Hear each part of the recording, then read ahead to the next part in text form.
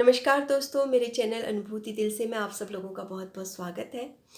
दोस्तों, कल हम सब लोगों ने स्वतंत्रता दिवस की वर्षगांठ मनाई। सब लोगों ने अपने अपने तरीके से देश प्रेम दिखाया, प्रदर्शित किया।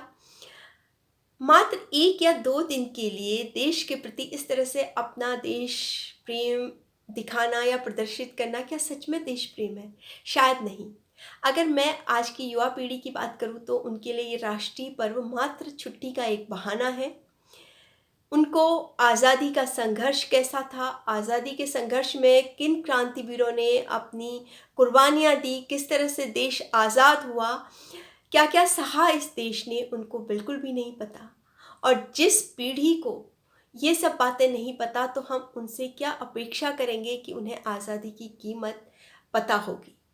ये बात तो छोड़ दीजिए, हमारी पीढ़ी या जो नई पीढ़ी है उन सैनिकों के प्रति भी संवेदनशील नहीं दिखती जो इस आज़ादी को कायम रखने के लिए निरंतर काम कर रहे हैं।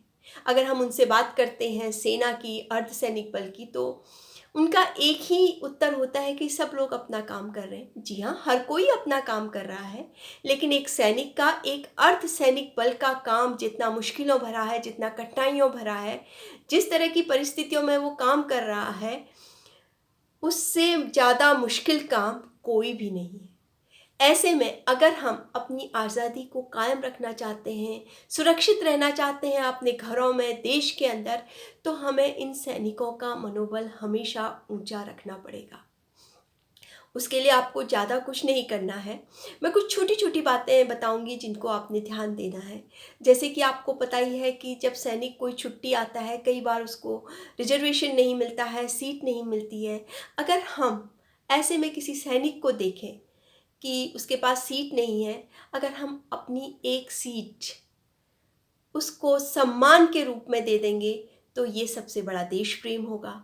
इसी तरह से कई बार आपने देखा होगा कि जब सैनिक छुट्टी आता है तो उसके बाद बहुत कम समय होता है जो अपने घर परिवार की जो प्रॉब्लम्स हैं या जो भी तरह की ज़रूरतें हैं उन्हें पूरी करने के लिए।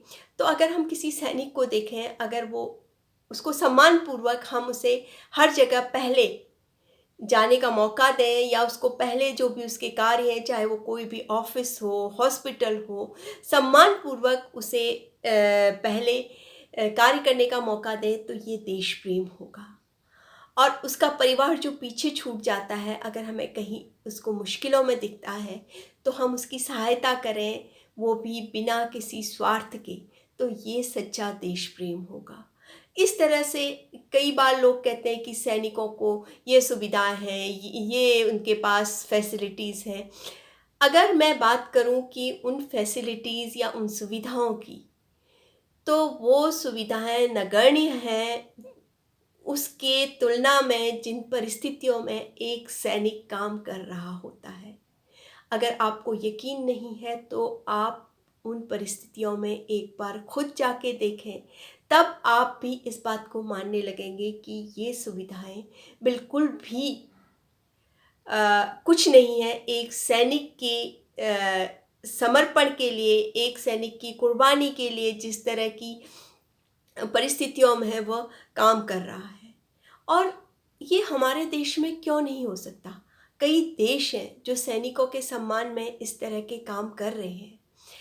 जब हम इस तरह की भावनाएँ अपने मन में लाने लगेंगे, हम देश के सैनिकों के लिए संवेदनशील हो जाएँगे, तो हमें किसी एक दिन झंडा उठाकर देश प्रेम के गीत गाकर या देश प्रेम की कविताएँ बोल के अपने देश प्रेम को दिखाने की ज़रूरत नहीं पड़ेगी।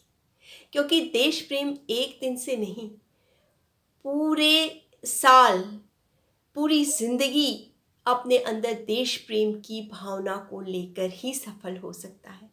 तो दोस्तों, मेरी बातों पर गौर करिएगा और आगे से कोशिश करिएगा कि जिस भी तरह से हो सके, जहाँ भी आपको कोई सैनिक दिखे, कोई अर्ध सैनिक बल का जवान दिखे, तो आप उसके सम्मान में जो भी छोटी से छोटी चीज़ कर सकते हैं ज़रूर करिएगा। फिर देखिएगा कि देश प्रेम, देश के प्रति कर्तव्य और हमारे जो देश का नाम है वो हमेशा आज़ाद मुल्कों में रहेगा और हमारा अपने देश के प्रति कर्तव्य पूरा हो जाएगा। धन्यवाद।